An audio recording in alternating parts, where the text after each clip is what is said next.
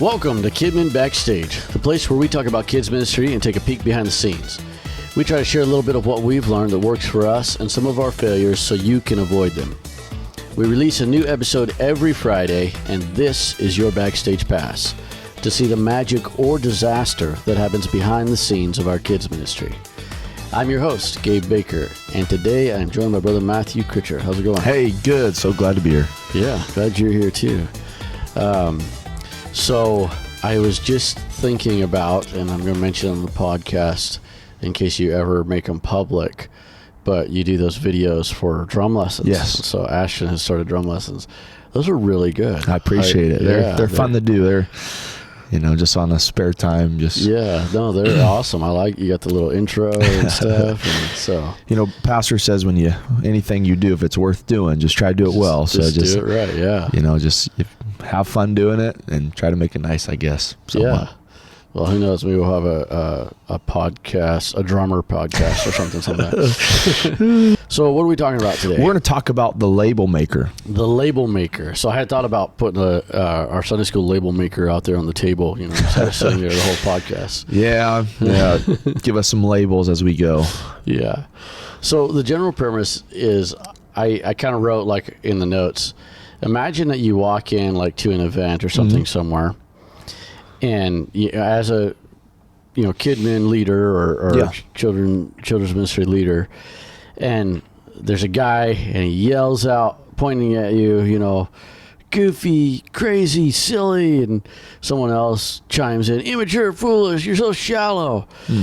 Now this is obviously very cartoonish, but then an official looking lady comes up to you, and she's got this big sticker and it's got all these names on, goofy, silly, shallow and immature, all this stuff, and she promptly splashes it across your forehead, and you got to wear that the rest of the event. Now this is a little bit silly and over the top. But imagine if you had that every time you would interact with somebody at the event, as you're peeking through the hole in the sticker, imagine how that would affect your interactions, how you would talk to other people and everything, knowing that you got this big thing on your forehead that says that you are all these things. Yeah. And so, on the flip side, when we assign labels to our staff or to the kids in our care, I wrote that we participate in a powerful act of identity formation. Yeah. And so this can be positive or negative, and sometimes these labels can deeply influence people and how they behave and how they grow in their walk with God. So today, that's what we want to talk about is how we label others, like on our staff, on our team, and the kids that are in our Sunday school, and reevaluate some of the labels that maybe we've been given. Yeah, no, I mean, this is going to be good. As I was thinking about this topic, label making is a serious business. First off, we were created in God's image, and so it's God who has the right to label us, and we are 100% what God, says we are. Right. Now, with that being said, the biggest, I guess you could say, false label maker is the devil. The Bible calls him the accuser of the brethren. Right. Yep. And so as we go through this, or as I was reading through this, I just thought, if we're putting labels on people, are we giving them the label that is true, which is what God says about them, or are we kind of playing the devil's trick without even realizing it, and throwing accusative labels at people that are not who they are, but they're downgrading labels that could really hurt somebody. So it's a serious thing. Well, and I use the example so much about that pastor was pointed out to me a long time ago, years ago. We had this kid that was just always rambunctious stuff, that one bad kid, and he said, see that kid, he said, he's just always getting yelled at. He's always getting he's always in trouble. And so when you just scold him like everybody else scolds him and everything, he doesn't respond. It makes no difference to him because that's what he's used to, that day in, day out, you know. And so he has this label on his, you know, in his mind. This is just who I am. And I'm always going to be that. Yeah. You know, people are saying I'm this, and they treat me like I'm this. Yeah. So yeah. Well, and you know, the little crazy scenario that I put in the beginning there comes from an idea that I remember I had been talking with Brother Brian Manwaran. I met him at Summit a few years ago, and we were talking. We text occasionally, and I love him. He's an awesome guy, but he's very similar to me in that he's more reserved, I guess you could say, in personality. Now, some people look at me and say I'm not, but you know, I have my stage persona and then my really what I am. And so, but we were talking about, I can't remember the whole conversation exactly, but the basic premise of it was that we're not this goofy and over the top. And I would venture to say that many of these people that we see on stage that are probably not that way. They are a stage persona. Yeah. But some people are more that way than others, right? And so, it was just talking about that idea, and that's where this scenario and these labels I kind of thought of is, so just because you're in kids ministry, I mean, even when I've recruited people, they're like, oh, I'm not silly like that, you know, or whatever. And so, so I think that there's like this, it's not necessarily just always negative, but there is this like lens that people see kids ministry through. So point number one is shake it off. And so that's kind of what I was thinking about with these labels is we get labeled something. Okay, so here's an example. I put an example. Have you ever missed a shot, like in basketball? Oh, man, many. Like, you know, when you're in the fast break and you're the only one at the other end and everybody's watching you, your heart's pounding, you're just rushing down there, and then you miss the shot. Oh, yeah. I've done that countless times. Oh, man. And it's so embarrassing. And then especially if there is a defender that's lagging a little bit and then they get the rebound, you know? So you have the perfect opportunity and just, you just spoil it. Yeah, exactly. Been there. Well, so when you do that, then you play the rest of the game or the next few plays, and you just like, you know, sometimes it's hard to shake it off. 100%. You know, you're like, I messed up. I didn't do good. And there's two levels that it could do. It could do like, it can be like you're blaming yourself and just, I was so dumb, you know, or this is more common, I think, is it causes fear. Don't pass me the ball. Yeah, because I'll mess it up, and I don't want to do that again because it was so embarrassing. So what happens is we can get labels. We all make mistakes, and so I thought of a few things when I wrote this. I was thinking, you know, have you ever made the mistake like where maybe you cut somebody off, and of course in the podcast I encourage that because we you know, cutting each other off so we can keep it rolling. But in a conversation or something, or somebody's telling you something, you cut somebody off, and you think about it later and like, why did I do that? And then if you do that and somebody notices and they could label you as you're not a good listener, or you could just label yourself even like, oh man, I messed up, I'm not a good listener. Or have you ever been late, you know, and then now you have this label of being late. I got the Critcher label. The Critcher and I'm late label. You know, but I've done pretty good at, you know, not being late. So I was like, I'm not going to let that label me. It's funny because today, just before the podcast, you were on time. But I heard you running up the stairs. I was like, don't worry, I just got here. I was trying to be here 5 minutes early, and it just, oh, man. But yeah, so being able to shake it off. Yeah. And here's the thing, the secret. We're going to reveal a secret on the podcast today. Here we go. Everyone listen. This is be good. When somebody labels you something, rarely is it the general consensus. Somebody might label you something, you think everybody thinks that. Yeah. And sometimes it's just that one person thinks that. It may not even be a person. It might be just yourself that thinks that. Yeah, and you think, oh, the whole world is thinking exactly. this, and no one even know. You know. Yeah. Oh, You ever man. see somebody whispering across the across the They're room? talking, They're talking about me. Yeah. Yeah, They're putting a label on me right now. Yeah, you can become self-conscious Yeah. because of either, like you said, it could be somebody saying something about you, but you could be self-imposed. Yeah. It can be a label that you're like, because we know ourselves better than anybody, so we know when we are not Yeah. on the cutting edge. We know that when we're not on point, and so that we can feel that guilt. Yeah. And you know, the world talks about the law of attraction, and I have a theory about that, but not to get sidetracked, but I think that it's kind of like, and we have this about self-fulfilling, but it's kind of like you step into it because you're thinking that way, you know. And so you're thinking of that label like, well, I'm always late anyway. I'll just be late. Oh man, it's so true. It's just no, that's such an important point.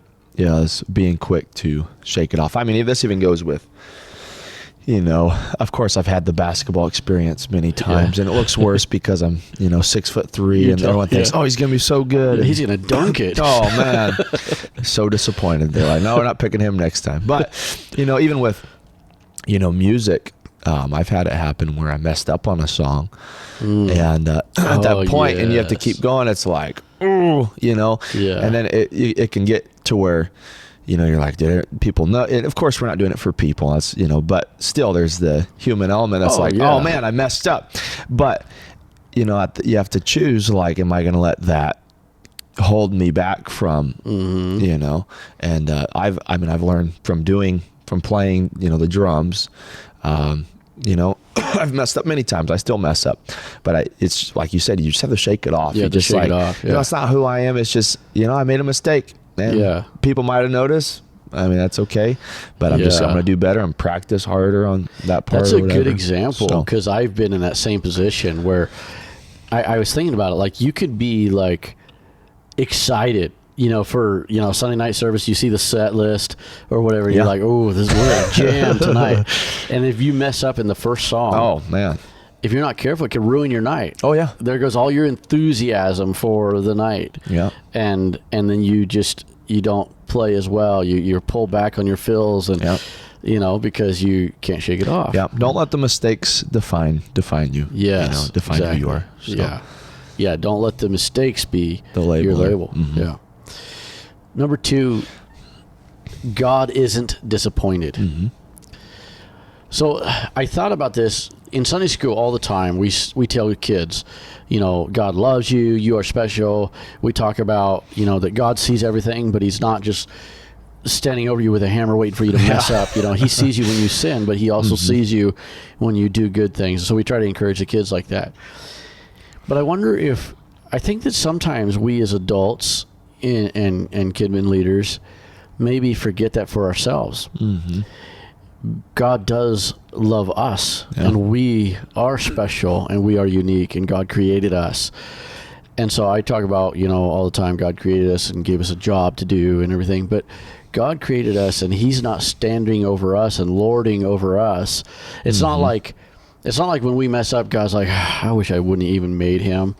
He's not just like, it's not like he's disappointed that he created us or that he gave us this job. He wants us, the righteous man falls 7 times, he gets up. Yeah, he wants us just to get up. Yeah. And to shake it off. Yeah. No, it's so good. And I've heard it said, I think there's even a song that talks about it. But it says, we don't hold God up, therefore we can't let him down. Yes. Now we can okay. About the country we just said here, we can't disappoint him, but we can do things that aren't pleasing to him. I think. But definitely. But the general deal is like you said, God isn't waiting for us to mess up to just throw us away. Yes. God anticipates that we're going to mess up. Right. And God looks for broken people to use. You think about the heroes in the Bible. Yeah. The Bible, when you're reading, sometimes you're like, oh my word, Abraham, you read how he lied, and you're thinking, and you see how God, now, the Bible does it. We don't condone making mistakes and sinning, but sure, God, we're all imperfect, and God uses us. And I mean, what he just expects is repentance out of us. When Yes. we, shake it off when we mess up. We're not going to, don't let our, our mistakes, don't let our sins, don't let our failures define us. But no, that's good. Yeah. And I do think, it just sounds cool. God isn't disappointed. I do think we can disappoint, but yeah, we don't let God down. No.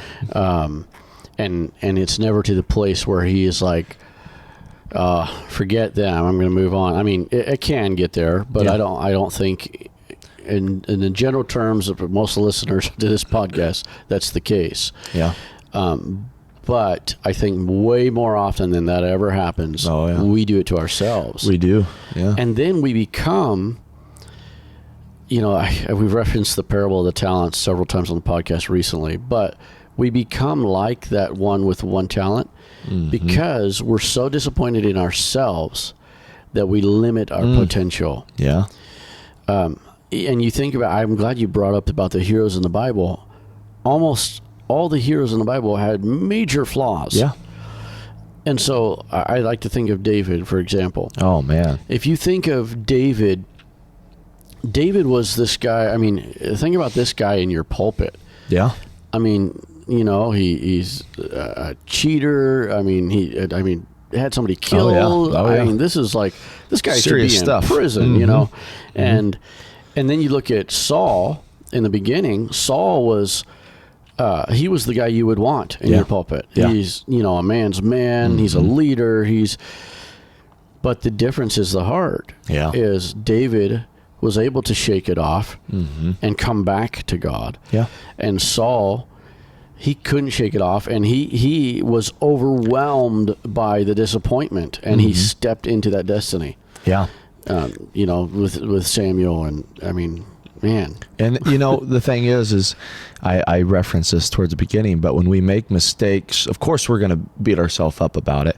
But then there comes the accuser of the brethren. Yes. With his tons of labels. Oh yeah. And he is trying to plaster that on us. Absolutely. And if we give into it, we don't shake it off, then I guess I'm a failure. The Bible says the wicked, you brought up the righteous man falls 7 times. It continues and says the wicked, they fall and they stay down. Yeah. It's because they allow that label. They don't shake it off. They allow that label to stay on them. Yes. And they're like, well, that's just who I'm going to be. That's who I am. That's just the way it is. Yeah.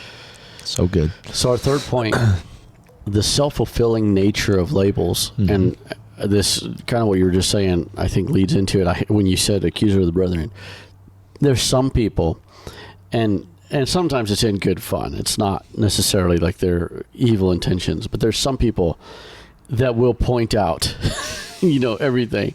It's kind of like, you could kind of trip on a rug or something and not fall down, but you just kind of trip and you look around to see if anybody notices, and that one person, they notice and they call it out like, and they point it out, and they're like, label makers extreme or something. So yeah, I think there's some people that just are maybe the thorn in our side or something. Oh, that's great. So, but with this self-fulfilling, the nature of those labels, I think let's kind of flip this around on when we give other people labels. I think that we can't help it, right? They say like first impressions are in 30 seconds or something like that, and so it's really hard to overcome those first impressions. But when we see, like, let's just say kids that come in, we can have a view of what that kid is. We can have a view that, that kid is, let's just say they're a troublemaker. And then we can have somebody else we can view, and I've had both of these happen to me over and over, but we can have somebody else and like, that's a good kid right there. That's a good kid. And what happens is because of, we talk about the glasses that you wear, the paradigm, you put on the glasses. What happens is we have those glasses on, and so when we interact with those kids, what that label that we have on them, even though we might be, I'll use this word for lack of a better one, we might be professional enough as a Kidmin leader not to actually label them, not to let them know, or so we think. But the way that we interact with them, well, that's good, speaks to how we believe in them, or how we believe they are. And so when we think that this kid's a troublemaker, and I've been so guilty of this. We think that this Johnny is a troublemaker, so we come to Johnny, and every interaction we have with Johnny, we're a little bit shorter. Yeah, we're a little bit more, harsh, maybe. Like, sit down, Johnny, and we can act that way. And then yet, Susie, we look at her and we're like, oh, Susie's a good kid, and so our interactions towards Susie are like, Susie, let's go ahead and sit down, okay? And we change because of the label we've imposed. Yeah. And so it affects how they react. That's good. And that's the self-fulfilling part, is they start acting and responding how we basically, with body language and subtle references, tell them that they're supposed to act. Yeah. So you take that troublemaker and you approach them with, more love and kindness. Yes. That's, you don't even have to say it, or do it in words, but, say, hey, I love you. You can say that's definitely important, but how you interact with them can, put a good label on them towards like, oh, you know what? Because lots of these kids, especially if they're coming on the bus, they're coming from lots of, broken situations. Oh, yeah. And absolutely. Throughout the week, through public schools, through, even some of their home lives, they're getting bad labels put on them. Yes. So when they come to Sunday school, they might be misbehaving because all they've been told, is that's what you do. That's what they are. You misbehave. Yeah. And so when us as, Sunday school staff, interact with them with love and compassion, that it could be like, oh wow, maybe powerful. I'm not, maybe they actually care about me. Like, I used to years ago be administrator of our Christian school for a couple of years, and there was a young man that was like a troublemaker, but not, he wasn't like a hyperactive over the top troublemaker. He was getting more sneaky, kind of troublemaker. And so I was doing, we did a weekly guys class, young men's class. And I remember I did like a little series, and I was teaching, and I think I was talking about military and stuff, and I was teaching. And I remember talking to him a little bit, and he was very smart, and I saw this like potential in him, and I told him about it. I told him that I could see this potential. I'm trying to be a little bit vague because I don't want anybody to know who I'm talking about, but I saw that in him, and it was interesting because it was almost like, we say this term all the time, and I'm not sure exactly what it means, but it was like his eyes lit up. It was almost like he sat up a little bit straighter just in that moment. Wow. And I realized, just kind of this concept we're talking about, I realized, hey, he's a person. It's like, I had this imposed label on him, as did all the staff, that he was this certain way, but then I caught a glimpse of something inside of him that said, I want to be better. And I took that like, if somebody wants to be better, oh man, I can work with that. Yeah. And so I did. Good. I started to work with him, and he's a successful young man. Wow. This has been years ago, and so he now is. And it's not. I'm not taking all the credit for it at all, but I'm just saying that there was this kind of a turning point where I realized, wait, this person, they do want to do better. And I was thinking about this too with youth. I've seen this just, in fact, recently. Our church is growing, and sometimes there's young people that come. We usually have guests pretty much every youth night that we do.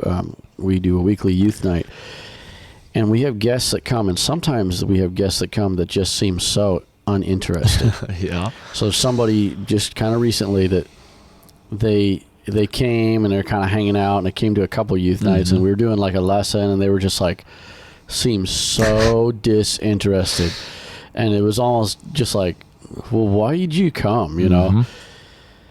Well, now they want to be in the school, they want to get in our school, they've been coming to church regularly, and they dressed up really nice the other night, and so sometimes I think that people put on a front too, and so it's almost like they put a label up for us to see. Oh yeah, it's true. And so I think that, you know, not all labeling is bad. No. But I think that we just got to be careful. We got to look deeper, you know. And in fact, not all labeling is bad, which leads us to our final point is being the top of the line label maker. And I should have Googled this to see what the top brand was. But if we could, and you alluded, I was afraid you were going to stomp all over the notes. You alluded to it earlier, but these kids, especially the ones that come on the bus, they get labeled all the time. They get all these labels. Yeah. But what if they come to Sunday school and we are on top of our game so much that we are that top level brand. We are the top level label maker. So when we say it, they feel a difference. They sit up straighter, and they're like, they leave Sunday school saying, I can be somebody. I can be different. God actually does love me because, you know, Brother Matthew said so. Brother Gibbs said so. Yeah. And so I thought of an example. I think this is classic. There's a lot of examples, but I think of Gideon. So Gideon, the famous phrase, Gideon, the mighty man of valor, while he's hiding, right? He's scared. He's hiding, threshing the wheat. And it's kind of like, who, me? And so talk about the top brand of label maker. He gets labeled Gideon, thou mighty man of valor. And so then we see this process because he has a self-imposed label. Yeah. And, you know, a lot of times in Sunday school stories, we would like to portray him as a scaredy cat. I don't know that he was necessarily. I think he was just, what we see portrayed there is probably everybody was like that. Everybody was scared in their situation. It was a bad situation. And so, but we see him go through, you know, testing with the fleece and all of this and the, you know, 10,000 men, the 300 and all that. So we see all of this happen. And I think there is growth that happens because he's trusting in God. And then, you know, he goes with a spy down and spies on the camp before they do the battle with the 300. Yeah. And he gets some encouragement there. But the almost like a sequel, it's the same story. But I think a lot of times, you know, when people are doing the story of Gideon, they do the 300 and blow the trumpets, and man, there was a victory wrought. Yeah. But there's part 2, and we've done it a few times. But that part 2 of the story, if you look at that, it's almost like it's like a different Gideon. Oh, 100%. You see, this Gideon is a mighty man of valor. Yeah. This Gideon does have that label. He's a man of war. He's chasing those kings. Yeah. Zeba and Zalmunna, and he goes and he chases them, and what is it, the Tower of Peniel? Remember that the Tower of Peniel, the Manasuka, and so he's like, I mean, what was the King James says they took him in the thorns or whatever, taught them a lesson. Oof. Yeah, and then. The men, I think it was the Peniel, they wouldn't give him any sustenance for his men and stuff because he didn't have the kings, and they're like, who are you? And so he's bold at that moment because he's like, you know what, I'm going to get the kings, I'm going to come back, I'm going to tear your tower down. Yeah. And so he was bad to the bone. Yeah. I mean, this was a mighty man of valor. So if you read the part 2 of Gideon, and then you read that first phrase in the beginning, like, you'd be like, whoa. oh yeah, that makes sense. Yeah, Yeah. he is mighty man of valor. Yeah.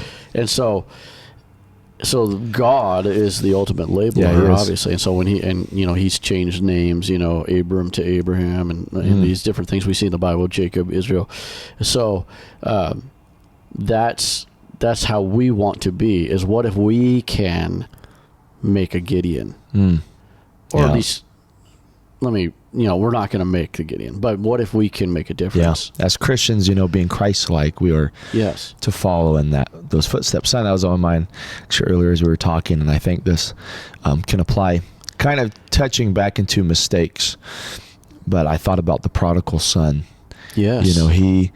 He made mistakes, and he had some labels on him.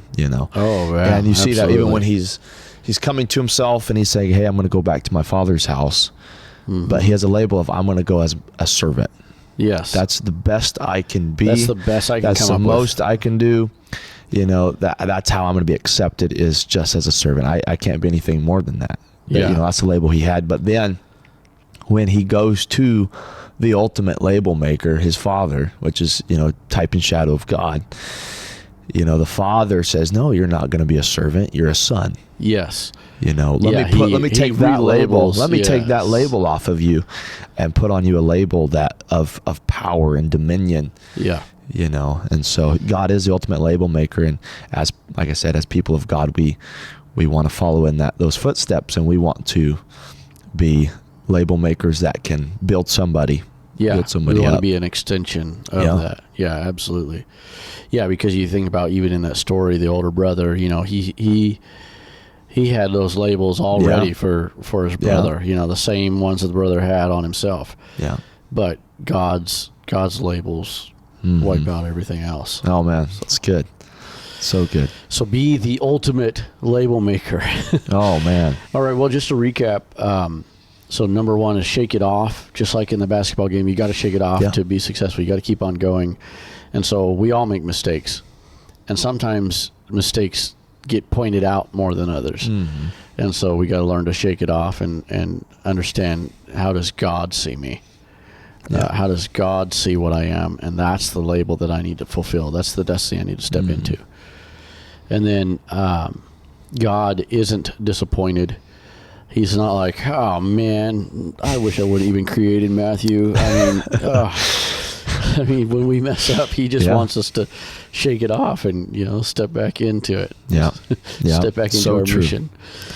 And self-fulfilling nature of labels, when we label people, and again, I don't know how to articulate it really well, I guess. I was, when I said this earlier, I couldn't really think of a good way, a good example, but sometimes we label people by calling them something out loud. We say like, oh, you're always late, or you're so dumb, Hopefully we don't do that in Sunday school, but we can call things out. But I think that so often, they say, I remember reading up on body language a long time ago, and they say like 80% of 80% of communication is nonverbal.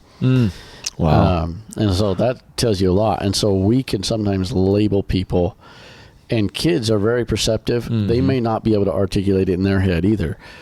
And they might not know what, but they feel it. Yeah. And they can feel that you don't really like them. Yeah, we're Sunday school teachers, so we're supposed to love them, but do we like them? Yeah. That's some Mark Lowry talks about that. That's good. Oh man. And then so with that, I guess, is be the top of the line label maker. If we can be that top brand, whatever that brand is, somebody let us know. We'll go buy it. I don't know. The one we have works pretty good, but it could do some better things. I would like it to do. Oh, that's great. All right. Well, I think that's a wrap. All righty.